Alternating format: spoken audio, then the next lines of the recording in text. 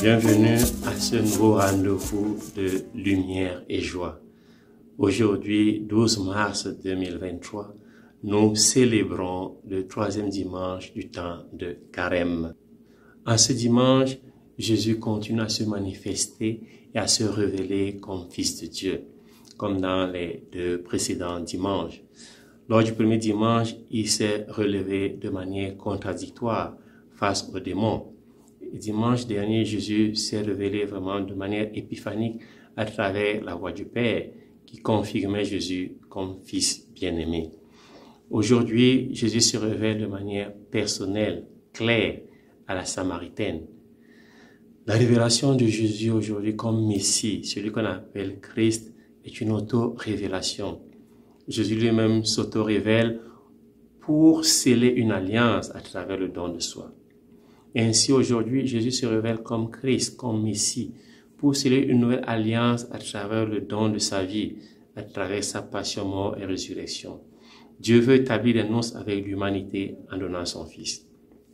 La première lecture de ce jour est préfiguration de ce don de Dieu à travers l'image de l'eau et de la soif du peuple.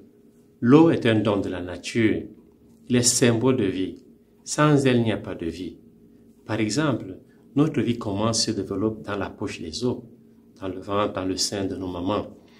Cette poche des os qui contient le liquide amniotique, dont la fonction essentielle est de permettre le bon développement du bébé.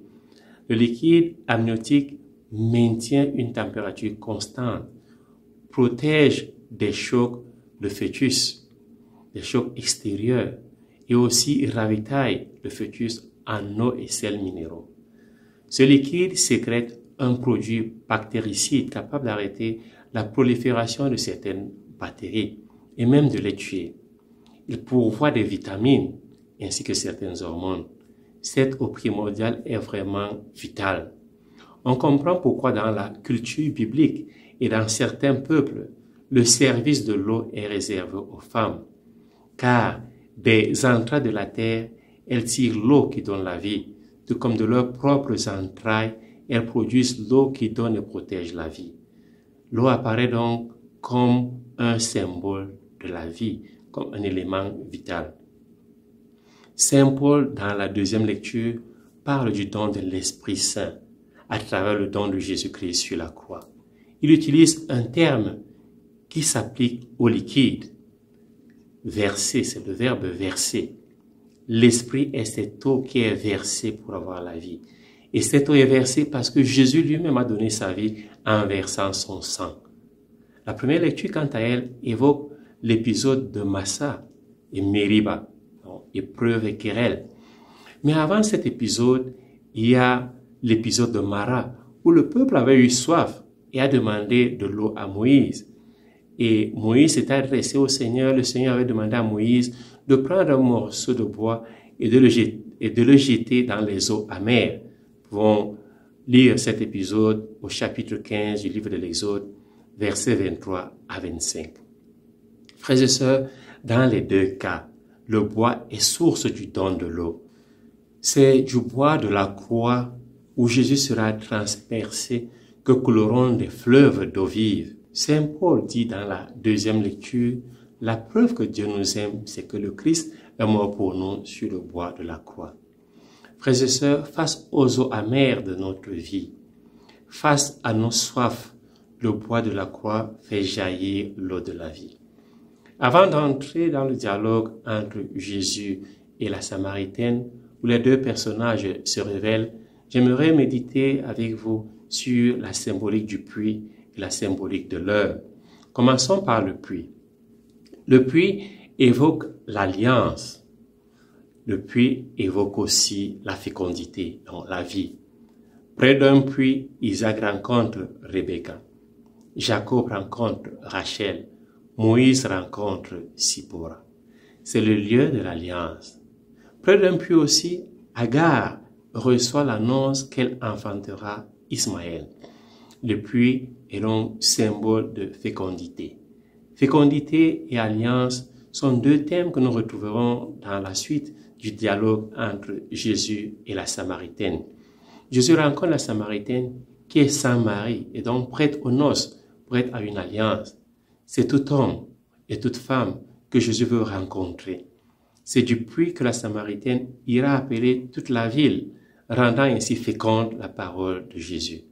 L'alliance de Jésus est une alliance féconde, une alliance qui donne la vie. L'heure. Midi n'est pas l'heure indiquée pour aller au puits. Généralement, c'est au lever du jour que les femmes vont puiser l'eau. Midi ici, la 6e heure ici, indique l'extratemporalité de l'œuvre de Dieu. Dieu n'est pas limité par le temps. Et c'est au moment où l'on ne l'attend pas que Dieu intervient.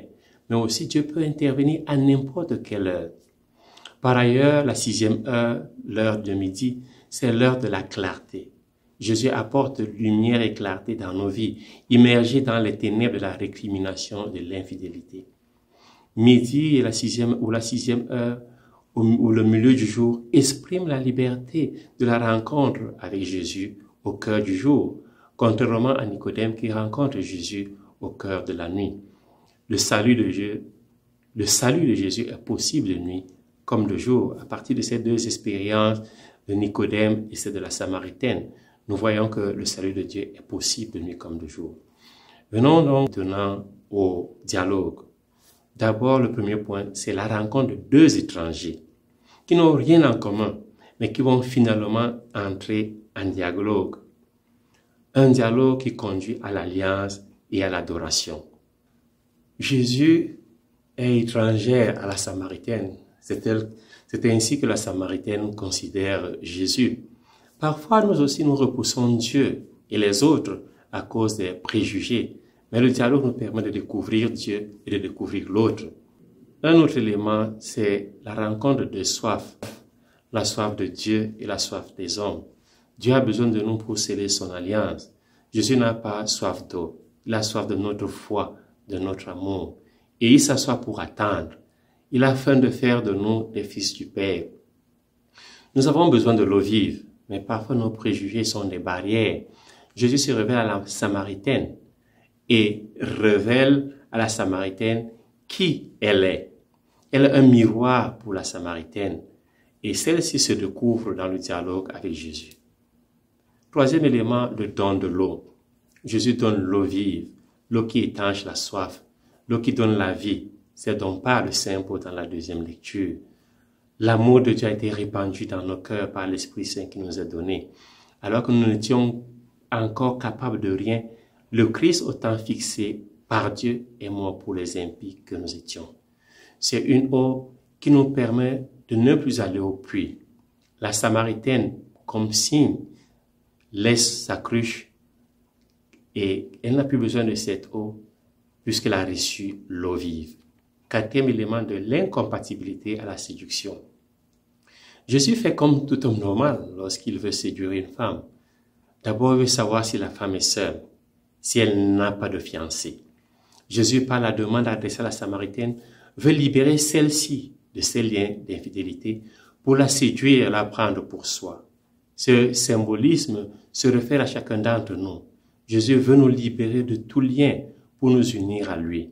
La référence au Saint Marie évoque l'histoire de la Samarie qui avait embrassé l'idolâtrie avec l'introduction de Sainte Divinité. Nous pouvons retrouver cette histoire dans le premier livre des Rois au chapitre 17, versets 24 à 31. Posons-nous la question, quels sont mes saints maris? Quels sont mes saints idoles? Quels sont mes saints dieux qui m'empêchent de rencontrer Jésus auprès du puits? Cinquième élément, Jésus est Messie et montagne de la nouvelle adoration. La montagne de la croix, la montagne de l'amour.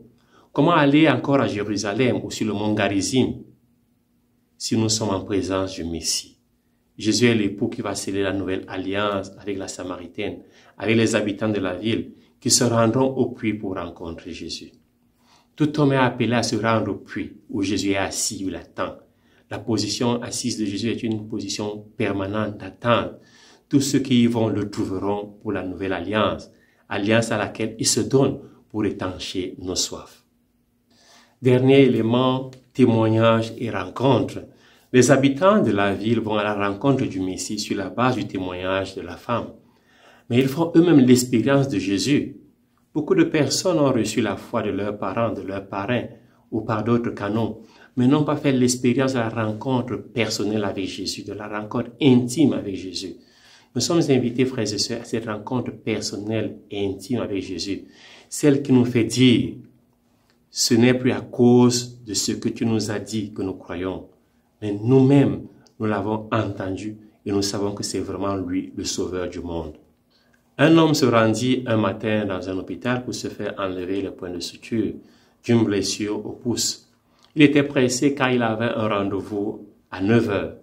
L'infirmière prit sa tension artérielle, le fit asseoir, sachant qu'il faudrait plus d'1 heure avant qu'un médecin ne le consulte. L'homme regardait constamment sa montre et l'infirmière décida de s'occuper de lui, puisqu'il n'avait aucun engagement avec d'autres patients. Pendant qu'elle s'occupait de lui, elle lui demanda si par hasard il avait un autre rendez-vous chez un médecin, puisqu'il était si pressé, toujours en train de regarder sa montre. Le vieil homme lui répondit qu'il devait se rendre à la maison de retraite pour prendre le petit déjeuner avec son épouse qui souffrait de la maladie d'Alzheimer depuis un certain temps.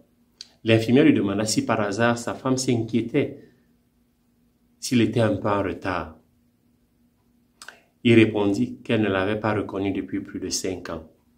L'infirmière, surprise, demanda « Et tu vas toujours la voir tous les matins, même si elle ne sait pas qui tu es ?» L'homme sourit en disant « Elle ne sait pas qui je suis. Moi, je sais qui elle est. »